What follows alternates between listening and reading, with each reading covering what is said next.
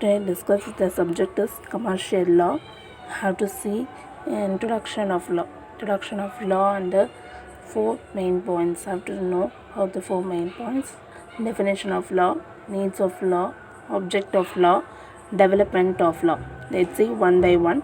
Introduction of law. First under the definition of law, rules or regulation which controlled by the society. Rules of conduct which are recognized and enforced by the state to maintain peace and order in the society. It is a system of rights and obligation which are enforced by the court.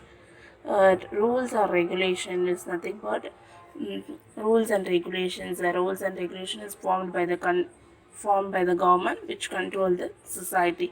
Rules or conduct by recognized and enforced to maintain the peace and order in the society. So, on the particular state, they have to maintain peace and order. அமைதியும் ஒழுங்குமுறையும் கட்டுப்படுத்துறதுக்காக தான் law use பண்ணுறோம். Next one is the system of rights and obligation. Through rights has to know the obligations and enforced by the court. Next one, need of law. Without law, no one care with others. So next, rights of persons are not secured. Life and business will not continue. Next, object of law. To establish socio-economic justice. Development of law, unorganized society, commerce and trade development. Next, rights of individuals. Next, we have to see essential elements of valid contract according to section 10. All agreements are contract. In order to become a contract, an agreement must have following essential elements. All agreements are contract. எல்லா உடன்படிக்கையும் ஒப்பந்தங்கள். So have to எல்லா ஒரு உடன்படிக்கையும் ஒப்பந்தம்னு சொல்லணும். So ஒப்பந்தத்தில் ஈடுபடுறதுக்கு என்னென்னலாம் பண்ணணும். Have to following 9 essential elements இருக்கு. Okay, let's see one by one. First point is offer and acceptance. There must be two parties to an agreement. ரெண்டு parties இருப்பாங்க. One party making an offer and the other party accepting it. Mr. X has to, for example, Mr. X have to sell the car. Mr. Y have to make accepting the offer. Okay, the offer must be definite offer. The acceptance of the offer must be absolute and unconditional. Okay, the offer must be definite offer. Illegal offer should be absolute offer. Have to unforceful பண்ணக்கூடாது. Okay, force பண்ணி அந்த ஆஃபரை accept பண்ண வைக்கக்கூடாது. should be absolute and unconditional. Next one, intention to create legal relationship. When two parties enter into an agreement, their intention must to create legal relationship between them. So Mr. A and B have to enter into the contract, their intention. So ஒரு கான்ட்ராக்டில் enter ஆகுறாரு AB அப்படின்னா, so ஒரு அக்ரிமெண்ட்டில் sign பண்ணுறாரு. ஒரு உடன்படிக்கையில் sign பண்ணும்போது என்ன ஆகும்? So create legal relationship between the mister X and Y. So அந்த மாதிரி எந்த இன்டென்ஷனுமே இல்லை, நான் எந்த ஒப்பந்தத்துலையுமே சைன் பண்ணலை, அந்த மாதிரி எந்த இதுவுமே இல்லை அப்படின்னும் போது என்ன கிடையாது, ரெண்டு பார்ட்டிஸ்க்கு நடுவிலுமே there is no such intention. அந்த இன்டென்ஷன் எதுவுமே இல்லை, கான்ட்ராக்ட் இல்லை, அக்ரிமெண்ட் இல்லை அப்படின்ற போது so there is no contract between the two parties. So அப்படி இல்லாத போது என்ன ஆகாது, there is no create legal relationship between them. Next one, lawful consideration. Third point, section 2 subsection D 23 and 25 deals with lawful consideration. An agreement to be enforceable by law must be supported by consideration. So consideration means something in return. எந்த வித எதிர்பார்ப்போ இல்லாமல் யாரும் என்ன பண்ண மாட்டாங்க, so யாருக்கும் help பண்ணுறதோ so கிடையாது. ஸோ அதே மாதிரி தான் இது. Consideration is nothing but something in return. In every contract, agreement must be supported by consideration. எல்லா ஒப்பந்தத்திலையும் எல்லா உடன்படிக்கையிலுமே என்ன இருக்கும், சம்திங் இன் ரிட்டர்னில் ஏதாவது இருக்கும். So it must be, the return must be lawful and ரியலாக இருக்கணும். Next, capacity of the parties. Capacity of the parties to the agreement must be capable.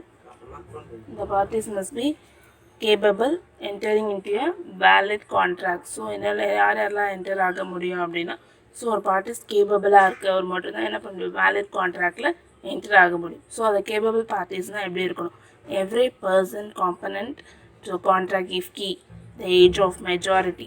Age of majority is nothing but have to complete 18 years. Next one, sound mind. So presence of mind la irukom. Next insolvency, obediency, drunkards and the mari the unsound person irukka koodad. Next one, not disqualified by any law. So in case any criminal activities la disqualify pannirukavara irukka koodad. Next point, free and genuine consent. The consent of the parties is said to be free when they are of the same mind on all the material terms of the contract. So the parties enter a free consent is nothing but, so ஒரு particular concern கொடுக்குறோம் அந்த பார்ட்டிஸ்க்கு கொடுக்கும்போது, so அந்த கன்சென்ட்டை accept பண்ணி so அந்த parties தானாகவே கான்ட்ராக்டில் enter ஆகிறா இருக்கணும். So force பண்ணி என்ன பண்ணக்கூடாது, அக்செப்ட் பண்ண வைக்கக்கூடாது. கன்சென்ட் ஷுட் பி ஜென்யூன் கன்சென்ட்டாக இருக்கணும். The same mind all the material terms of the contract. The contract in the same sense at the same time. So free consent இல்லாமல் so அவரோட proper கண்டிஷனில் இல்லாத போது சைன் வாங்குறதோ அந்த மாதிரி எந்த இல்லீகல் கான்ட்ராக்டுமே இருக்கக்கூடாது. The same sense at the same time அவருக்காக விருப்பப்பட்டு அந்த கான்ட்ராக்டில் அவர் சைன் பண்ணுமே தவிர ஸோ அவரை வற்புறுத்தி ஸோ இல்லீகலாக சைன் பண்ண வைக்கக்கூடாது. Next, absence of free consent if the agreement is under influence, fraud and misrepresentation. Fraud பண்ணுறது, இன்ஃப்ளூயன்ஸ் பண்ணுறீங்க, அவர் அண்டர் இன்ஃப்ளூயன்ஸ் அவரை வற்புறுத்தி சைன் பண்ண வைக்கிறது, இல்லை மிஸ்ரெப்ரசன்டேஷன் ஃபோர்ஜரியாக டாக்குமெண்ட் க்ரியேட் பண்ணி சைன் பண்ண வைக்கிறதோ இருக்கக்கூடாது. ஓகேவா, this is a free and genuine கன்சென்ட்டாக இருக்கணும். Next, lawful object. The object of the agreement must be lawful. எந்த நோக்கத்துக்காக ஒரு அக்ரிமெண்ட் போடுறோமோ ஷுட் பி லாஃபுல்லாக இருக்கணும். It means the object must not be illegalo இல்லை immoralo opposed by public policy-யாக இருக்கக்கூடாது. Illegal is nothing but the war between two கண்ட்ரீஸ்க்கு war இருக்குது அப்படின்ற போது என்ன பண்ணக்கூடாது, ட்ரேட் பண்ணக்கூடாது இல்லீகலாக. நெக்ஸ்ட் ஒன், இம்மாரல் அப்படின்னு மாரலுக்கு ஸோ நம்மளோட இந்த கல்ச்சுரல் ஆக்டிவிட்டீஸ்க்கு தகுந்த மாதிரி ஸோ இன்கேஸ் இந்த பர்டிகுலர் கண்ட்ரீஸோ அந்த பர்டிகுலர் ஸ்டேட் கூடயோ ட்ரேட் பண்ணக்கூடாது அப்படின்னும் போது என்ன பண்ணக்கூடாது, மாரல் மீறி ட்ரேட் பண்ண முடியாது. Next, opposed by public policy. So public பாலிசியை மீறி என்ன பண்ணக்கூடாது, for example Sri Lanka and Sri Lanka border cross பண்ணி போய் ட்ரேட் பண்ணக்கூடாது அப்படின்ற போது ட்ரேட் பண்ணக்கூடாது. So it should be opposed by public policy. So இதெல்லாமே lawful object. Next, agreement not declared by void. The agreement must not have been expressly declared by law in force of the country. In case the two countries kulla trade பண்ணக்கூடாது அப்படின்னா so have no trading. அந்த particular countries கூட என்ன பண்ணக்கூடாது, trade பண்ணக்கூடாது. In case trade பண்ணும்போது trade பண்ணுறோம் அப்படின்னா the agreement should be voidன்னு சொல்கிறோம். ஓகேவா, so illegal agreement, the unlawful agreement. Okay, section 24 to 30 and 56 deals with agreement not declared by void. Next, certainty and possibility of performance. The agreement must be certain and not void or definite. Section 29 deals with certainty and possibility of performance. Certainty is nothing but என்னால் முடியும், so நான் பண்ணுவேன்.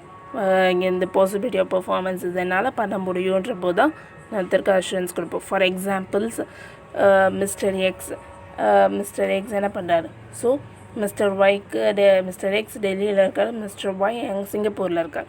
So நான் என்ன சொல்கிறேன், mister X டெல்லியிலேருந்து சிங்கப்பூருக்கு 100 tons of oils நான் என்ன பண்ணுறேன் இங்கேருந்து எக்ஸ்போர்ட் பண்ண முடியும், என்னால் பாசிபிலிட்டிஸ் இருக்குது, சர்டனிட்டி இருக்குது அப்படின்ற போது தான் நான் என்ன பண்ணி ஆகணும். ஸோ என்னால் பெர்ஃபார்மன்ஸ் பண்ண முடியுன்ற போது தான் நான் என்ன அவருக்கு அஷூரன்ஸ் கொடுக்கணும்.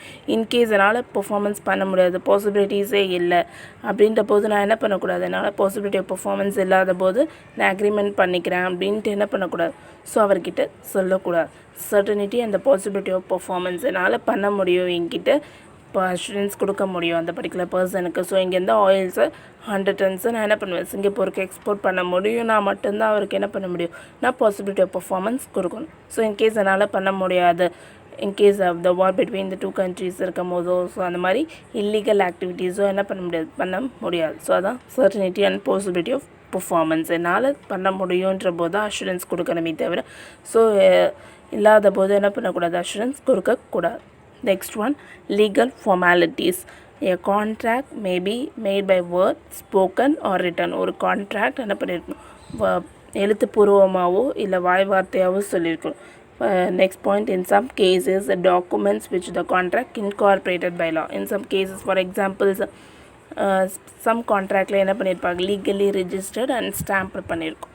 Next, registration is required in such cases. Legal formalities, relevant legislations should be strictly followed. Section 10. So for examples, இப்போ ஹவுசிங் டாக்குமெண்ட்ஸ்லாம் இருக்கும் போது என்ன பண்ணுவாங்க, லீகலி ரெஜிஸ்டர் பண்ணியிருக்க, டியூலி ஸ்டாம்ப் பண்ணியிருப்பாங்க அந்த பர்டிகுலர் லொக்கேஷனில் லீகல் ஃபார்மாலிட்டிஸ்க்கு ஏற்ற மாதிரி மீன் லெஜிஸ்லேஷனாக இருக்கும். ஸோ இது எல்லாமே legal formalities for registration is compulsory. Some contracts registration is compulsory. Okay, thank you.